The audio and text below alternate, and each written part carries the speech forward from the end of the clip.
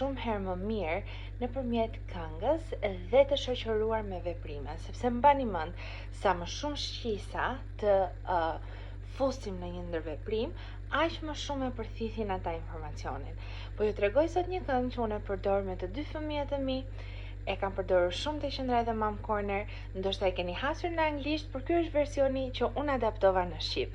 Quhet Kënga e Gishtave. Një gisht, ktheje, ktheje, ktheje, ktheje në një krimb, ngjitu. Dy gishta, ktheje, ktheje, ktheje, ktheje në një lepur, hop, hop, hop.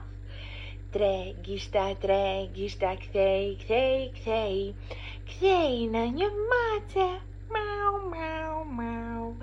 Katër gishta, kthej, kthej, kthej, kthej në një flutur, fap, fap, fap, fap, fap. Pesë gishta, kthej, kthej, kthej, kthej në një tigër, rar. Dhe kryesisht e tigri gjithmonë inkurajoj fëmijët